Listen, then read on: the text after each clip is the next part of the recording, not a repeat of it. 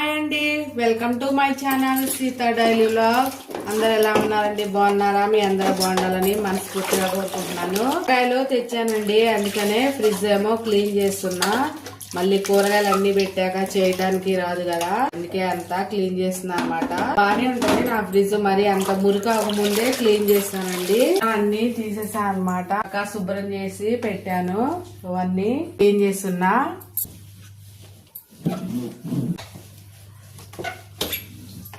First తడి బట్టతో తుడిసేసి ఆ తర్వాత మళ్ళా పొడి బట్టతో తుడుస్తా అనమాట. అంతా క్లీన్ చేశాను, ఇంకా అవి పెట్టేయాలన్నమాట. ఇది కూడా క్లీన్ చేశానండి. నేను గుడ్లు అవన్నీ లోపలే పెడతాను, ఇవన్నీ సాసులు అవన్నీ మంచినీళ్ళ బాటిల్ ఒకటే పెడతాను అనమాట. కూరగాయలు అన్ని తెచ్చానండి, అన్ని కవర్లో వేసాను.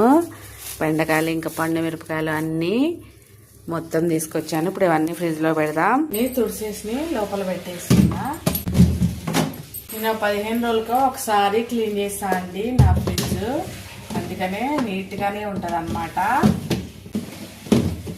మీద వేసుకోవడానికి సాపకు వచ్చిందండి, దాన్ని కట్ చేసి పెట్టా అనమాట. ఇలా వేస్తాను. పెట్టేస్తున్నా. ఫస్ట్ బీరకాయలు అవి పొడుగుంటాయి కదా, అవి పెట్టేస్తా.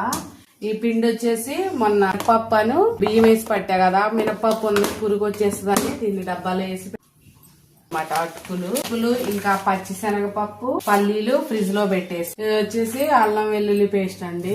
2 కూరలు, ఇక పెద్ద వంకాయ కూడా తెచ్చాను. అల్లం కూడా నేను కవర్ లో వేసి ఫ్రిడ్జ్ లో పెట్టేస్తా అండి. అస్సలకే బూజు రాదనమాట, ఎన్ని రోజులైనా అట్లనే ఉంటది. ఆ కవర్లన్నీ ఇలా పెట్టేస్తాను నేను. అయితే బీట్రూట్ ఈ రోజులైనా పాడైపోదండి, ఫ్రిడ్జ్ లో అయితే అట్లనే ఉంటది. తేమ వస్తే మాత్రం ఒక చిన్న మొక్క వస్తుంది అంతే అనమాట, అస్సలు ఖరాబ్ కాదు బీట్రూట్. ఈ 10 రోజులు 15 రోజులు ఉంటాయి కదండి, అందుకని నేను ఫ్రిడ్జ్ క్లీన్ చేశాక పెట్టేస్తా అనమాట. అన్ని కవర్లో వేసి పెట్టేస్తాను.